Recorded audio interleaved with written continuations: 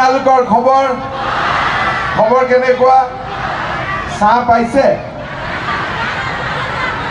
গৰম লাগিছে নেকি বেছি অলপ লাগিছে ভাত তাত খাই আহিছে নে নাই নাই খোৱা হে ভগৱান এটা ইলেকশ্যনৰ মিটিঙততো ভাতো খুৱাব নোৱাৰি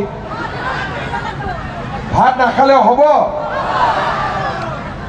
এটা বিজেপিক ভোট দিবি নে নাই এজিপিক ভোট দিবিতো ঠিক আছে দিবতো সকলোৱে একদম দিব আপোনালোকে দিব তেতিয়াহ'লে মোৰ লগত একেলগে ক'ব ভাৰত মাতা কি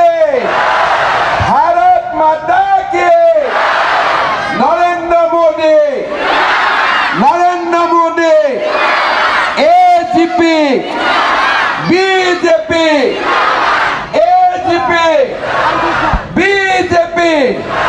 বঢ়িয়া চবে দিব হয়নে বিহু ভালে ভালে গ'ল সব বিহু ভালে ভালে গ'ল নহয় এবাৰ চবেই ঠিক আছে মই কেইটামান কথা আপোনালোকক কম যাতে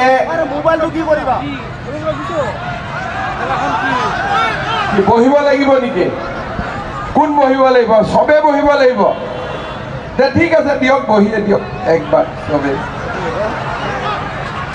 পিছফালৰ পৰা কৈ আছে বহিব লাগে বুলি মই কোৱা নাই কিন্তু ইয়াত কৈ আছে পিছফাল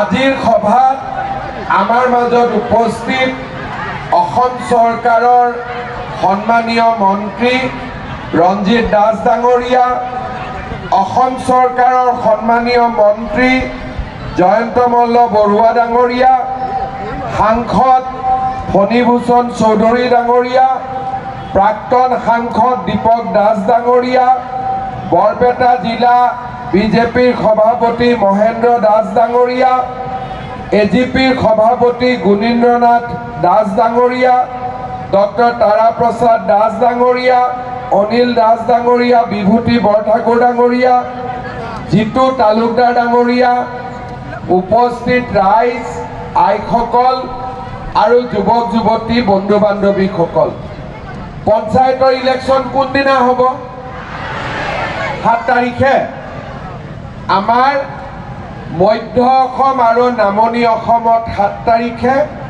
উজনি অসম আৰু বৰাক উপত্যকাত 2 তাৰিখে ঠিক আছে এইবাৰ পঞ্চায়তত মেম্বাৰত আমি কাকো টিকট দিয়া নাই মেম্বাৰত কোনোবাই চকীত উঠিছে কোনোবাই ঘড়ীত উঠিছে কোনোবাই টৰ্চ লাইটত উঠিছে ঠিক আছে কিন্তু আঞ্চলিক পঞ্চায়ত আৰু জিলা পৰিষদত এজিপি আৰু বিজেপি আমি দুইটা দলে লগ লাগি ইলেকশ্যন উঠিছো তাৰ মানে বেলট পেপাৰত যদি আমি হাতী দেখিছো হাতীক ভোট দিব লাগিব যদি বেলটত আমি পদুমক দেখিছো পদুমক ভোট দিব লাগিব তাৰ মানে কি হাতী মানে পদুম পদুম মানে হাতী সকলে বুজি পাইছে যেনেকৈ আমাৰ লোকসভা ইলেকশ্যনত ইয়াত আপোনালোকে হাতীক ভোট দিছিলে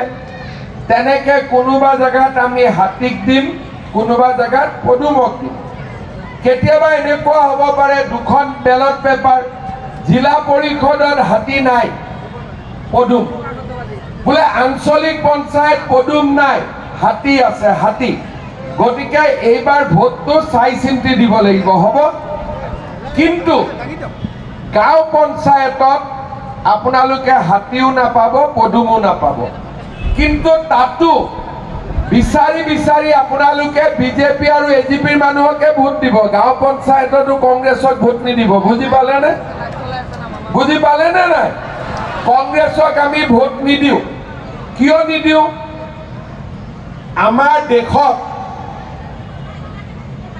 প্ৰধানমন্ত্ৰী মোদী হল 2014 বিজেপিৰ গভৰ্ণমেণ্ট হল 2016 আৰু মই মুখ্যমন্ত্ৰী হলো 2021 এই 9 বছৰ যদি বাদ দিয়ে তাৰ আগতে আমাৰ দেশত কোনে শাসন কৰিছিলে?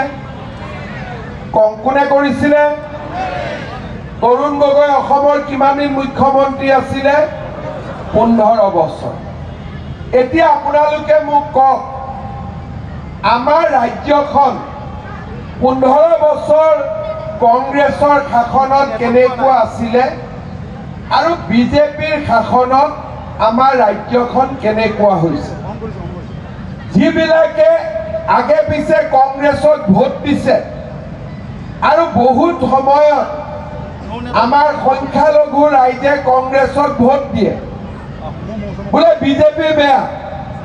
এতিয়া আপোনালোকে মোক কওক, কোকৰাঝাৰ, ওদালগুৰি এইবিলাক ঘটনা কংগ্ৰেছৰ দিনত হৈছিল নে বিজেপিৰ দিনত হৈছিলে? কাৰ দিনত হৈছিলে? কংগ্ৰেছৰ দিনত হৈছিল নে বিজেপিৰ দিনত হৈছিলে? আজি বিজেপিৰ দিনত বন্দুকৰ গুলিয়াগুলি আছে, বোমা বিস্ফোৰণ আছে। আজি অসমত বোমা বিস্ফোৰণ নাই, গুলিকাণ্ড নাই। আজি আমাৰ কাজিয়া পেচালো নাই। আমাৰ অসমখন সুন্দৰ কৰি আগবাঢ়ি গৈ আছে। কাম কৰা মানুহে কাম কৰিছে, চাকৰি কৰা মানুহে চাকৰি পাইছে, চাকৰি কৰিছে। ৰাতি 2-3 বজালৈকে মানুহে বিহু চাইছে, পূজাও কৰিছে, ঈদো পঢ়িছে, নামাজো কৰিছে। কিবা অসুবিধা আছে আজি অসমত? এতিয়া আপোনালোকে চিন্তা কৰক, কংগ্ৰেছৰ দিনত আমি কি পাইছিল? কংগ্ৰেছৰ মানুহবিলাক আহিলে আপোনালোকে সুধিব যে তহঁতৰ দিনত আমাক কি দিছিলি? কংগ্ৰেছৰ বিলাকৰ মনতে নাই। মই মাজে মাজে এছেম্বলিত লগ পালে সুধো যে তহঁতৰ দিনত কি আঁচনি আছিলে বাবাহঁত, কচোন, আমিও আঁচনিখিনি ৰূপায়ণ কৰিম। মনতে নপৰে। বোলে অলপ চিন্তা কৰি কচোন। বোলে দাদা আমি লুঙি বিলাইছিলো নেকি? তাৰপিছত কয় দাদা আমি ধুতিও দিছিলো নেকি? তাৰপিছত কয় সূতা দিছিলো নেকি? কম্বল দিছিলো নেকি? আঁঠুৱা দিছিলো নেকি? মই বোলো ঠিক আছে, 5টাটো বুজি পালো, 6 নম্বৰটো কচোন। বোলে 6 নম্বৰটো নাজানো আৰু।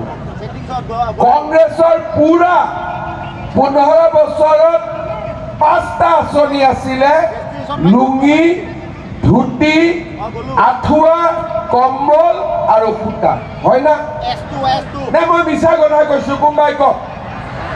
আৰু সূতাও কেনেকুৱা আছিলে? আমাৰ মহিলাসকলে বুজি পায়। কংগ্ৰেছৰ মিটিং, বোলে কি হ'ল? কংগ্ৰেছৰ মিটিঙত যাব লাগে।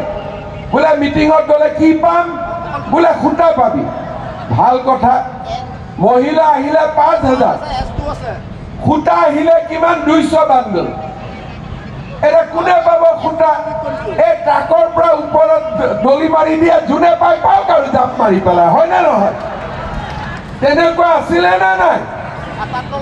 আনকি সূতাখিনি ল'বৰ কাৰণেও মহিলাসকলে নিজৰ ভিতৰতে থপৰা থপৰি কৰিব লাগিছিল, কাৰণ 5000 মহিলাক মিটিঙত মাতে, সূতা হ'ল 200। কোনে পাব? আনকি এই আঁঠুৱা, কম্বল, সূতা লওঁতেও কংগ্ৰেছৰ দালালত টকা দিব লাগিছিল। হয়নে নহয়? মই মিছা কৈছো নেকি? কওক বাইদেউ, ঠিক কৈছো নে নাই? একদম। বাইদেৱে কিজানি দিব লগা হৈছিল সূতাৰ কাৰণে। হয় না বাইদেউ? অংগনবাদী চাকৰি এটাৰ কাৰণেও কংগ্ৰেছৰ দালালত টকা দিব লাগিছিল নে নাই লাগিছিলে? কোনোবাই বিনা পইচাত অংগনবাদী চাকৰি পাইছিলে?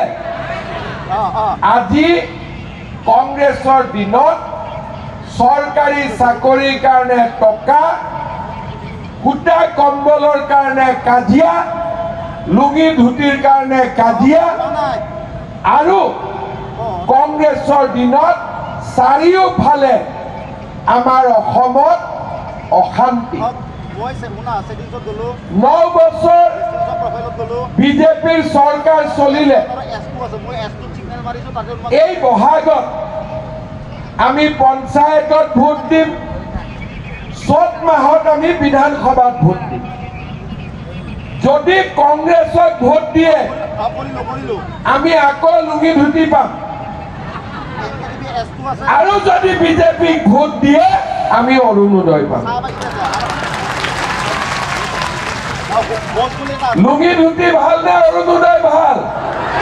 একদম মনৰ পৰা কবিচোন মাইহঁত, লুঙি ধুতি ভাল নে অৰুণোদয় ভাল? একদম মনৰ পৰা ক, লুঙি ধুতি ভাল নে অৰুণোদয় ভাল?